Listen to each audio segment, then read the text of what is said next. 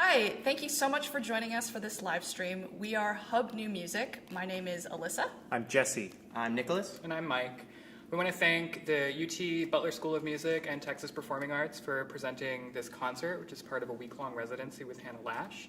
This is the second time we've played at UT. We were back on campus in 2018, and we wish we could be there with you right now in person, but we're excited to be able to share this concert virtually.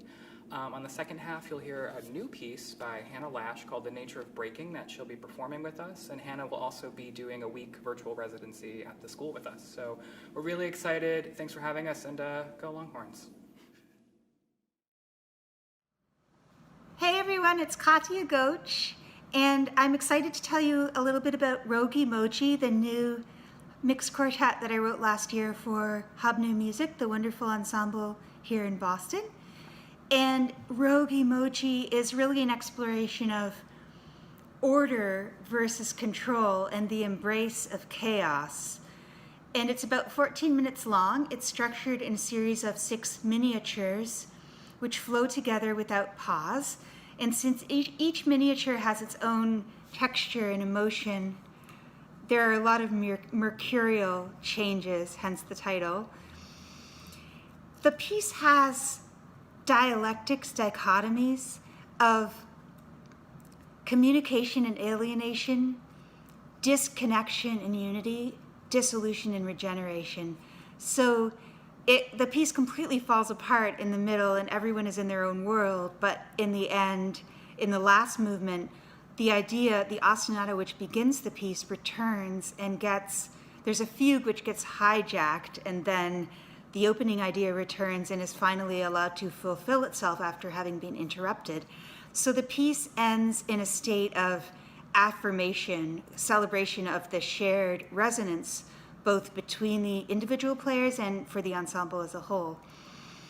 I've really enjoyed writing this piece. It was an amazing collaboration, and I hope that you enjoy Rogue Emoji as performed by Hub New Music. I will be here in quarantine doing my thing, so thanks so much.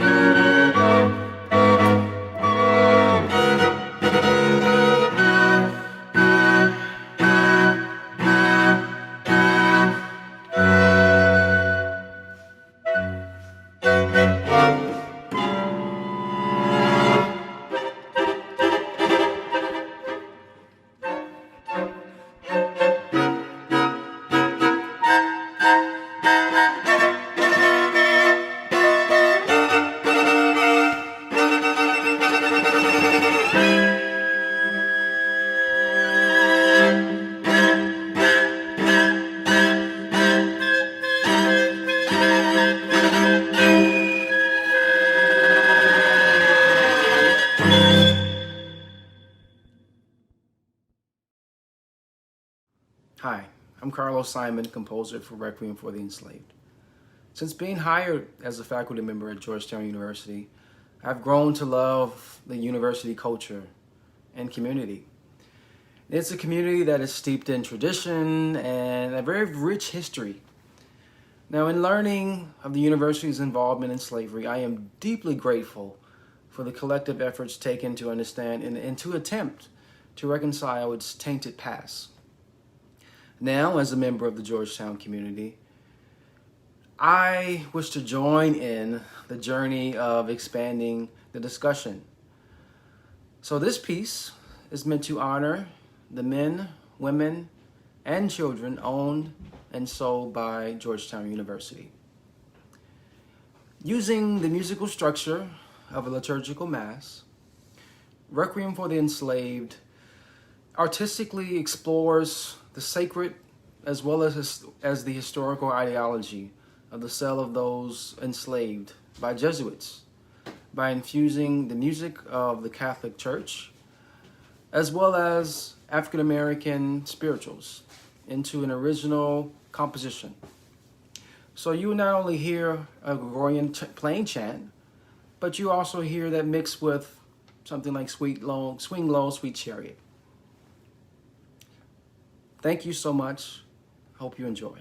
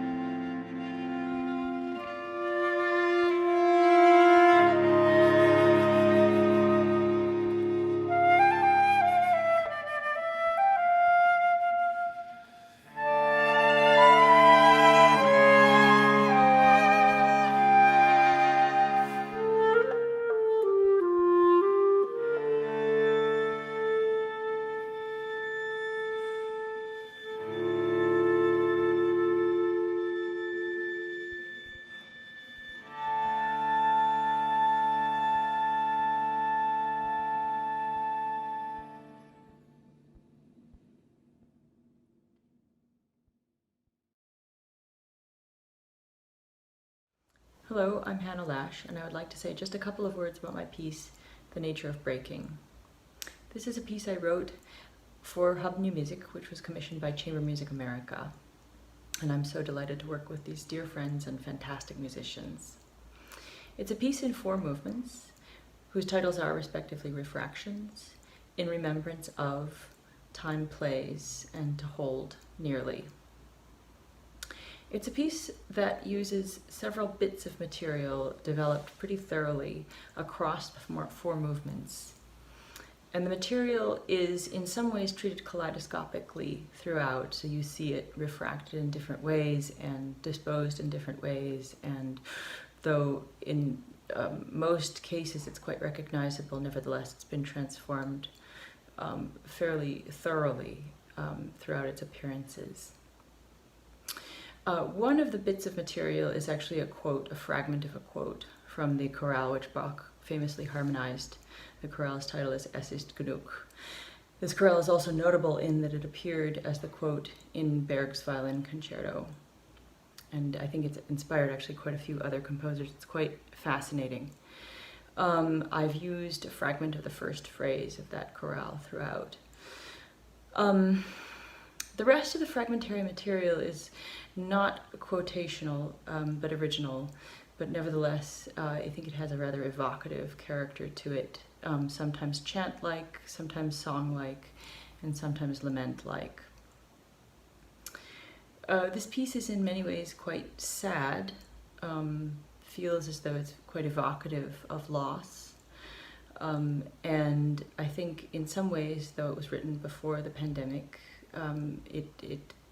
for me anyway, it feels as though it has deep resonances with the time that we're going through now, which feels so uncertain and so anxiety-producing. I hope you all enjoy it. Again, I'm so delighted to work with these fantastic musicians. It has been the most rewarding process to collaborate with them, and I feel deeply privileged to be playing this piece with them. Thank you.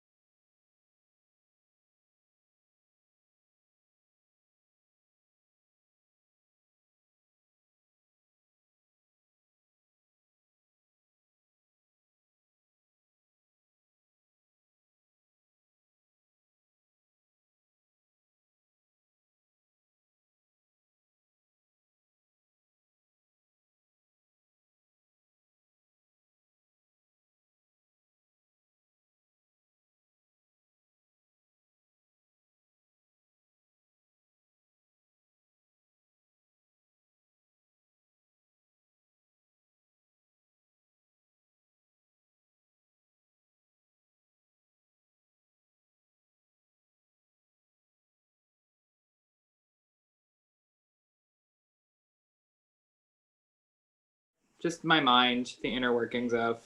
Hello, everyone. Thank you for coming to the concert. My name is Tim Rogers. I'm the Assistant Director of Texas Performing Arts in charge of engagement.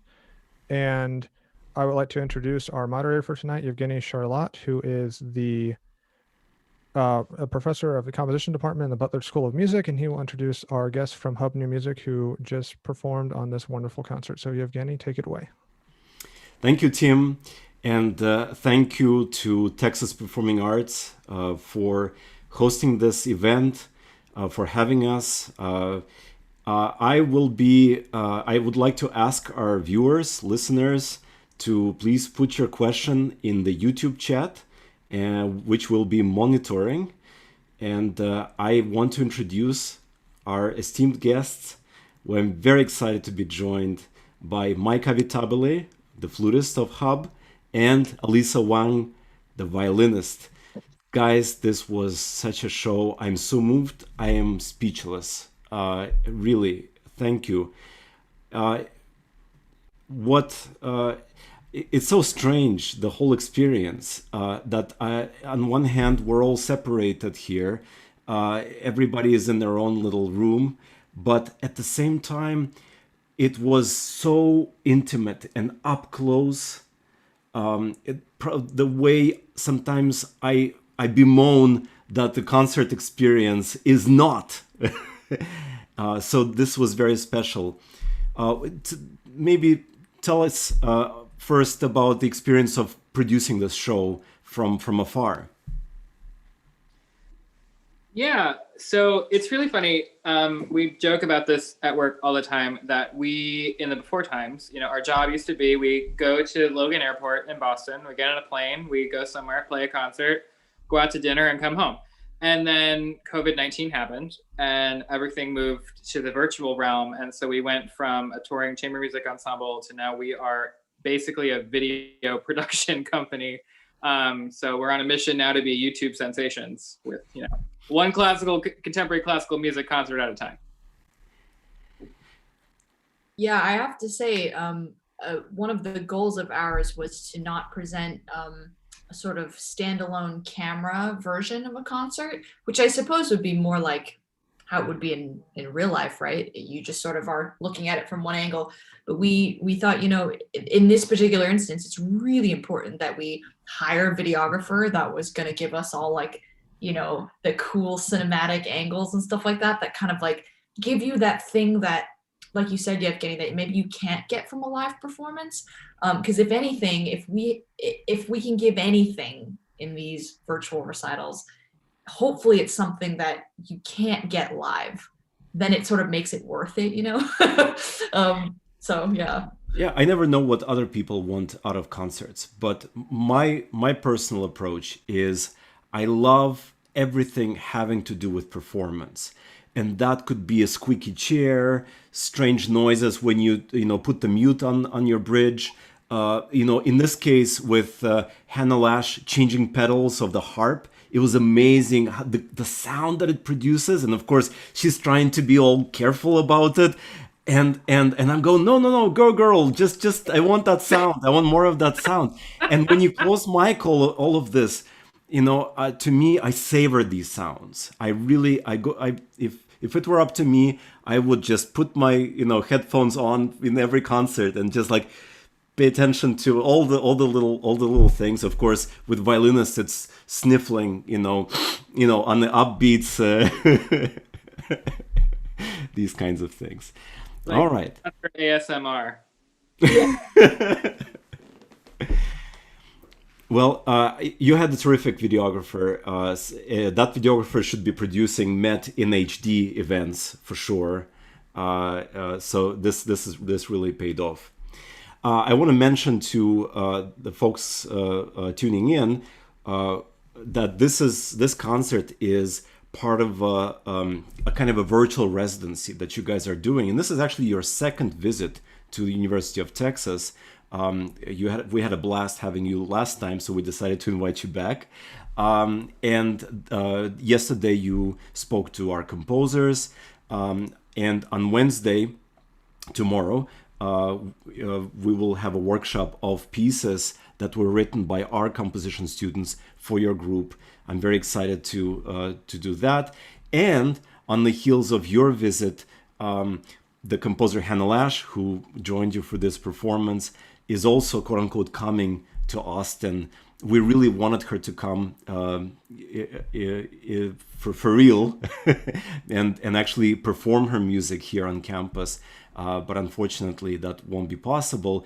However, she will work with the students, and she will work with Harp students as well at UT Austin. So we're very excited about that.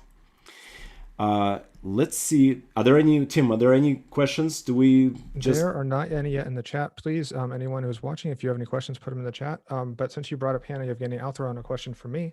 And for either Michael or Alyssa, chamber music is such a intimate thing for the ensemble. If you all work together very closely, but then bringing in someone else to also perform with you, not just to write with you, but to perform with you. Could you talk a little bit how that experience was with Hannah? Yeah.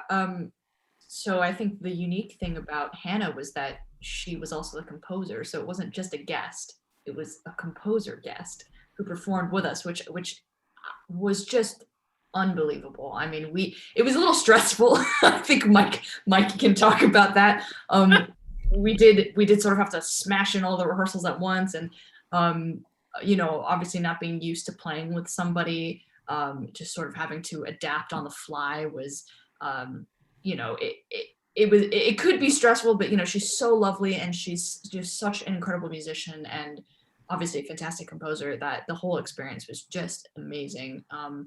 And to be able to just ask the composer right then and there, hey, so we had a question about this, what do you think? And to have that immediate response from the perspective of a performer as well as the composer, it was a very special experience. It was just echoing what Alyssa had said. So often, we work with guest performers all the time, but how often do you get the privilege and this like incredible opportunity to have the person who wrote the piece work on it with you?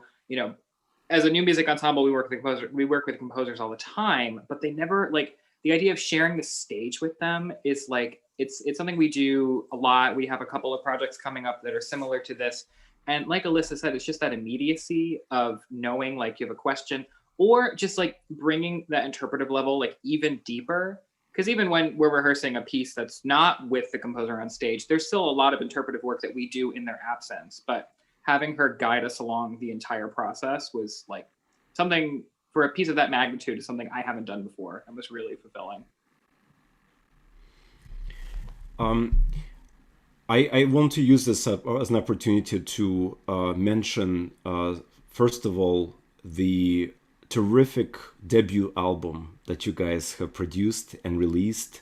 It's called Soul House, and it features an extended work by Butler School of Music's own graduate, Robert Honstein, who is now on the faculty at NYU.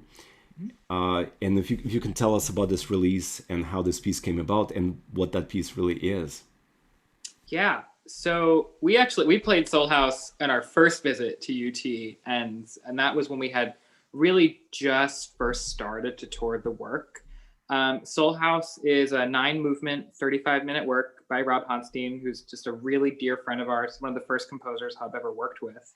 And the piece is an extended love letter to Rob's childhood home. So each of the 9 movements is this little vignette that represents a different part of his house. So the opening movement is bay window, there's a backyard movement, landing, alcove, all these like really evocative titles and scenes from his childhood. And talk about like deeply personal. I mean, we have this really great privilege that the composers we're working with are just really trusting us with these stories and these really like delicate, like beautiful memories and experiences that we get to translate. And a real highlight of that experience of getting ready for the album was actually doing a concert in the house that inspired the work. So we went to Rob's childhood home in Princeton, New Jersey. And I mean, how meta of an experience to play a piece about a house in the house. And it was just one of those absolutely unforgettable things. Alyssa, I think you still have the program for it, the printed program in your violin case. And it's just like, you don't get that in any other job. And it's just so cool that we get to just do this for a living. Well, when the CD was released, and I read the short Boston Globe review of the debut, which said that it's perfect listening for people stuck at home. It's for the pandemic, even though it wasn't, of course, created for that. Or I decided to go back to that piece and listen to it all the way through, and to see what kind of effect it has on me. And it's absolutely true. It's perfect listening for people stuck at home, as a kind of this pan for your surroundings, and for the idea of memory linked to space, and how you get to rethink your surroundings and all the different spaces in the house where you're sort of stuck in that's your little world. And it's a very comforting piece in so many ways. So I urge everybody to go and listen to it. We have some questions from the chatters. First, Brenda Sims is asking, how did you guys pick the room where you did the recording? It sounds great. Thank you. Well, part of the challenge was finding a place that would let us go in, that was comfortable with us in their space, in this COVID world. So we had actually played at that space before in a live concert setting, and they were super friendly, and we sort of said, hey, let's ask them if they would let us in, and they were really accommodating. So the acoustics are partially the space and partially the sound mixing from the microphones and like the engineering side of it. So it's like, it wasn't all the space, it was sort of like a clever mix of the two. Yeah, we actually have some more live streams coming up that are from a different space that also has a completely different acoustic, that we also really enjoyed working with. Unfortunately, our options are like sort of limited in this time, but we do what we can. And the next question is, do you rehearse together virtually?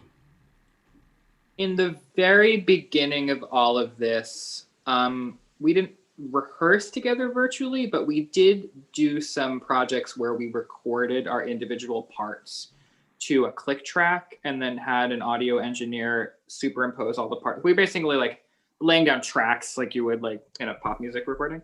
And that's the kind of the extent to the remote work that we did early on in the pandemic. We got back together in person in July, and we're really grateful that we're functioning as a pod right now to do that, because it's one of those things that's really irreplaceable, just to be able to like make music in another room with another person. So COVID. It almost looks unusual. It's hard to believe that that you guys were in the same room together doing this wonderful music, and it's comforting. And do you feel that, like, when you watch movies now and you like see like a bunch of people like in a crowded space, you're like, oh yeah, careful there, careful. You're like, where are their masks? That does relate to one of the other questions. James had asked in the chat, how have these times affected your artistic statement and what you wish to convey with your music? Ooh, how much time you got? Alyssa, do you want to go first?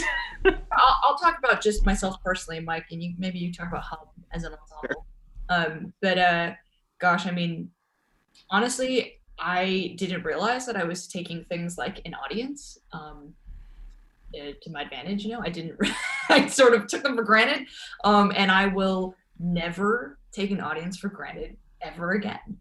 And I have to say, the experience of recording these live streams felt more like a recording in a studio, like sort of like when we recorded Soul House. It felt a little bit more like that than it did a live performance, because there's no people watching, and that just makes a huge difference. I think I didn't realize before this how much playing for people and with people, how much that was kind of like the point of everything. And now that I've been, now that we're all locked away and we can't have the same interaction that we've had before, I'm sort of realizing like, wow, like without the people, there's really no point. So it's kind of been a big realization. And in some ways, our generation is, I guess, lucky. Like the silver lining is that we have this perspective, this sort of unending gratitude to the community that is involved with making music, and just how much social emotional connection happens when you make music with people and for people. And I think we all sort of realized when that was taken away, oh, like we didn't realize how much we valued that. So yeah. Mike, you want to chime in? Yeah, sorry. On like Hub's front, mission wise, I mean, like any organization, we have like a clear mission statement that we use for like grant applications and whatnot. But I mean, my vision and like my sense of purpose in the organization has really been about community lately. When this all started, it became really clear to me and to all of us that this was not going to be something we were going to tackle on our own, that this was something that we were going to collectively, as a chamber music, classical music, arts industry, we're going to carry each other through. And so we have basically a full season, knock on wood right now. And it takes a village. It's the videographer who we love, who should be shooting for the Met, but we got him. And the venues that we get to work with in Boston, who we've developed new relationships with, had prior relationships, the presenters who are willing to just go into this uncharted territory. I think, with TPA, we had this, joke that we're building the plane as we're flying it. And, we're doing that with every concert series. And there's this sense of respect and trust and community and desire to like carry each other through this. And that's my mission right now. It's just to be a very community-minded person and to just get through it. Yeah, it's interesting that the word community comes up, when we talk, and yesterday in the forum with composers, and it always makes me remember sort of the classical world that I was introduced to as a kid, into as a kind of a survival of the fittest, let the best man win kind of attitude and approach that is really. You realize in a time like this that it's so counterproductive, and that the only way we can get through this is by really supporting each other and understanding each other's value. So, Tim, do you have any questions lined up? Yes, we have one that just came in the chat from one of our School of Music students. It is, how do you think the events of this year are affecting or will affect your choice of music going forward? Yeah, I mean, honestly, the place to be right now is new music. That is the place to be, because we are in a fast-paced world, and having, what we do be relevant to people is sort of more important than ever, I would say. So, I'm super proud and happy of what Hub is doing, and like to state the obvious, like the concert that was just premiered, 2/3 of the composers were women. And just like that kind of attitude of like, that's the way it is now. Like, this is the world that we live in, and we're not going to talk about it. We're not going to make a big deal out of it. Like, this is where we are now. I love that. I'm really proud of what Hub is doing and kind of the direction that new music is going. If I'm talking in a broad sense, kind of anything is on the table right now. And I find that really exciting. And there's so much influence from all over the world. And, the stuff that we get to play as new classical musicians, I mean, it's the best. So, I think if anything, I'm just super grateful for Hub and the fact that part of my job is to play new works that are like super meaningful and are relevant to society. I mean, and that's my job. I'm kind of like blown away sometimes that that's what I'm doing. Alyssa, you're also an aspiring conductor. Yeah. And obviously, that has many other implications in terms of like right. programming and like, your involvement with the community that you're part of. And yeah, I mean, we have a big responsibility, I think, at this time. A question from Vincent Pierce. How do you think the events of this year are affecting or will affect your choice of music going forward? Oh, that's the. I didn't know that this is the question that you. That was the one. There was one just before that though. Well, which is, go ahead, Yevgeny, if you would like. Go ahead. No, just if you all could talk a little bit about, because I think some people, this is the first time that they have interacted with Hub. If you could talk a little bit about how Hub got started, how you all met each other, anything about the history that you want to share with the audience. Yes. So we were actually joking about this yesterday in the master class with the students. I'm the only founding member of Hub right now. And so I have this great opportunity to do some like crazy revisionist history, which I'm not going to do right now, because I should though, because the story is not super glamorous. So we were in grad school at the New England Conservatory. Hub was started in 2013, in my first semester at NEC. I had gotten to NEC really dead set on having a pretty traditional career as in an orchestra, as a college professor, one of those kind of like few very clearly laid out tracks that one has in classical music.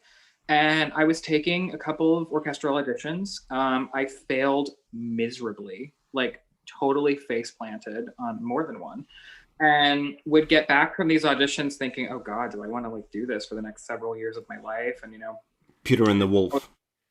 Yeah. Oh God, no, don't. Oh God, please don't. I play new music because I hate the Mendelssohn Scherzo. That is how. So around that same time, there was a speech going around Facebook or YouTube that Claire Chase, the founder of the International Contemporary Ensemble, had given, and it was this beautiful speech inspiring young musicians to take the reins on their careers, build new organizations. Don't slice the pie in fewer pieces, just make more pie. And I was really taken with that and decided, hey, you know what? I'm here, I'm in Boston, I'm in this great city, I'm gonna start a band. And so I got a couple of friends together and we would just put on concerts of new music in random like churches and art galleries, and basically anyone that would take a bunch of like really broke grad students for a concert with no like venue rental fee. And we just kept going, and we got some attention from the Globe really early on that helped us. I had worked in artist management for a couple of years, so I kind of learned a couple of like tricks of the trade, so to speak, and we started touring and commissioning, and it's basically our job now. It's kind of crazy. It was a school project that I didn't expect to go anywhere, and here we are. Well, there's no doubt that for me, every time I go to your concert, it's electrifying, and it is different. It's a different experience. Like this concert is a completely different experience from anything that I've attended in the past.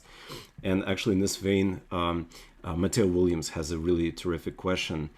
She says, storytelling is definitely one of the most prominent aspects that came through in your performance. And I think that is part of what made the performance so mesmerizing to me. When a composer gives you a piece with no narrative, do you come up with one as a group individually, or do you focus on just the music itself? I mean, it kind of depends, I mean, I think in a general sense, we do associate narratives with everything that we do, but, narrative, we're not like, Billy walked down the street in this bar, it's not, it might not be like quite that regimented or specific. But we do talk about roles, like, who are you in this balance? Like, who is the melody? Like, who's the hero in this section? Who's the supporting character? Sort of general aspects like that. But honestly, a lot of our music actually does have narrative to it. I would say most of the time, for whatever reason, sometimes we get things and we're like, this is what this piece is about. And then we can kind of extrapolate from there. Well, go ahead, Mike. Yeah, I mean, so often when there isn't like such a specific narrative, which actually, like Alyssa said, those pieces are in the minority. Honestly, most of our pieces are quite programmatic. A lot of what we're thinking about is like obviously really microscopic details, also like macroscopic details of what is the structure of this movement, where is it going, where do we want to arrive, where are we coming away, and in a way that's not super like Billy Walked to the Store specific, but it does have this arc to it. So we're always like trying to like tell a story in the broadest sense. Yeah, I would also say with music that no one's ever heard before, right? There isn't this standard of like, this is how this phrase is normally done. So part of our job is to take something that might not be obvious for whatever reason and make it into something that is compelling for the listener. So even if it's not on, I mean, I can't tell you how many times we do something that's not in the score in order to convey something strongly. Or we're like, I think I know what the composer meant by this, so we're going to do this and this and this and this. Because at the end of the day, like notation, there's only so much that notation is like half of the language, right? And the rest of it, we have to sort of be like, okay, I think I know what they're saying. So yeah, that's the secret, because you guys are really helping us composers find meaning in these sounds. Sometimes we're clueless about that. And I always tell my students, always work with good performers, because they know better than you what they're doing. Go ahead, Mike. Oh, you wanted to add something? No, I don't have anything to add. Yeah, okay. We've course in our day. Yeah, I think this question about narrative is, I was actually thinking about that myself, going through this program, just listening and thinking back to Kati Agócs piece, as we're listening to Hannah Lash, and thinking how in a way this is sort of represents the mirror opposite of Kati's piece, which is so ADHD, new character, new emoji, new this, new that. And Hannah's piece is just like the perfect end to this program, where everything gets stretched out, the ideas get stretched out, and she's very obsessively treating these ideas and staying with them in a, sometimes in a soft-spoken way, but sometimes in a very outgoing way. And especially the very end of of her piece is just like a perfect end of this concert, where you see all of you guys go for your like highest note, jump to the highest pitch possible, and just kind of like at the end just sink and resign. Just really poetic ending. That was just my take on it. They're almost, they're inverses of each other, not in like a like music theory sense, but Kati's piece is about taking all these disparate elements and them coming together, and Hannah's piece is quite literally about the opposite. It's about falling apart and how one does that and what that looks like. And so it's I'm just thinking about that now, actually. Good job, guys. Yeah, well, I was gonna say, honestly, Yevgeny, hearing you talk about Hannah's piece is pretty extraordinary, because we have only performed it. I mean, we're used to performing pieces like dozens of times. I mean, we take a piece and we like are committed to it. But with Hannah's piece, because of COVID and et cetera, we recorded it 3 times? 4 times. We recorded it 4 times. And in that amount of time, I don't think it was enough for me to wrap my head around the meaning of the piece. And so when I was watching this, it was sort of like really enlightening. Like, wow, it's almost like I'm hearing it again for the first time. And hearing you talk about it is also really fascinating, because you extrapolate things from her narrative that maybe we didn't even think of, the idea of us being at the extremes at the end. And, my brain as a performer is thinking like, please God, have that note be in tune. And I'm not thinking about anything else. I'm like, I just really want that to be in tune. And if that's in tune, then I've done my job. Yeah, that's what happens. That's the magic of the piece taking on its own life. I wanted to shift to the project that's really where the kernel of that project you just presented, which is the Requiem for the Enslaved. And can you tell us just the genesis of that project, and when you expect to present this entire piece, hopefully at Georgetown? Yeah. So Carlos Simon's Requiem for the Enslaved is I think the newest project that we've started to develop. And what you heard tonight was actually the first public presentation of any of it, so that was pretty cool. You heard two movements from what will be an evening-length multimedia work. And Carlos is a really great friend of ours. We've known him for years. We've actually worked with him on other projects before. And Carlos recently took a job, or got a job, at Georgetown University, where he's teaching composition. I believe he's assistant professor of music there. And as he had mentioned, the university is now starting to come to grips with its really kind of troubled past of selling 272 slaves to pay its debts in 1838.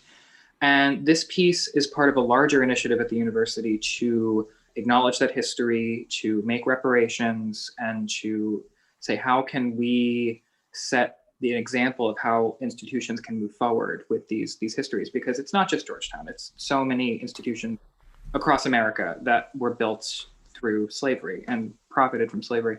And so this piece is, like I said, part of a larger evening-length multimedia work. It'll feature a rapper named Marco Pave. Carlos will be joining us on piano. There'll be some videos, I believe, of Carlos's trips to the plantations that the slaves were sold to, that Georgetown sold the slaves to. And we are hoping to premiere the full work sometime in late 2022, early 2023. We'll be recording it for an album in May of this coming May 21. So hopefully, fingers crossed, we'll have the album out by the time we start touring the big production of this. But all season, we'll be excerpting sections of it throughout the season, workshopping the piece with Carlos as we get ready to record it. And I think, like I mentioned before, we have this really great privilege of telling these stories.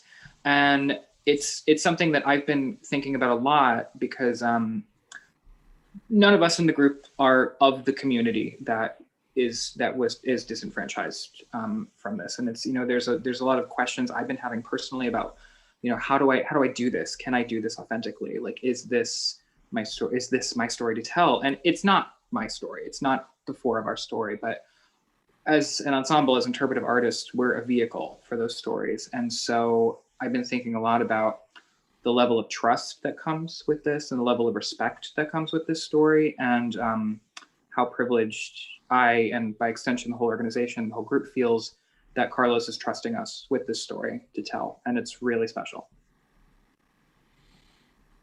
Is that better? Well, one thing that I am wondering is if that project is going to be presented at Georgetown, or is that in the works? We're working on it. Yeah. Okay. Stay tuned. Everything is like. Tim. Yes. Well, I just want to, thank all of you for being here again, but also hearing about the sort of great things you're doing very far into the future, and hear about sort of the great creative things that you're going to be doing. You mentioned at the beginning that you had been able to still put together a season of sorts, even in the times we're living in. And as we're wrapping up for tonight, if you could tell people that are watching some of the other ways that they can connect with you or find you over the next couple weeks, since obviously everyone will be inspired to go check you out even more after hearing this concert tonight. Yeah, Alyssa, it's cool if I plug a couple? Cool. So this performance with Texas Performing Arts was originally supposed to be part of a week residency in Austin. And so we're being co-presented with another series in Austin called Detractus New Music. And that one's really special because my best friend from college runs that series. I talked to him earlier today. His name is Matt Armbruster, and we're playing a totally different program there on Friday with them. So you can look on our website or detractus.org, I think. Some other fun things we have coming up. We're doing a pretty massive preview of Carlos Simon's piece with the Williams Center for the Performing Arts at Lafayette College. Also weirdly personal because I'm from there. That's my hometown. So it's just a really, really cool season for me. Arizona Friends of Chamber Music coming up at the end of October. Sacramento State Festival of New American Music, where we'll also be playing Hannah Lash's piece. If you want to hear it again, you can catch it there in early November. And some other really cool stuff. It's all on our website, hubnewmusic.org. Thank you. Yeah, the website for Detractus is detractusnewmusic.com. There it is. Thank you. Well, with that, Evgeny, if you do not have anything else to close with, I just wanted to thank Hub for sharing this with us tonight, for the Butler School of Music, for being a great co-presenter, for all of the residency work you're doing, especially with the composition students. I graduated from the composition department, and I know that interacting with professional artists is very important, and that we as Texas Performing Arts are very happy to be a part of this, but I know that it's very important for the students too. And especially want to thank all of the audience members for coming out tonight and seeing all of this great work from you during this time. So thank you, everybody. Bravo, guys.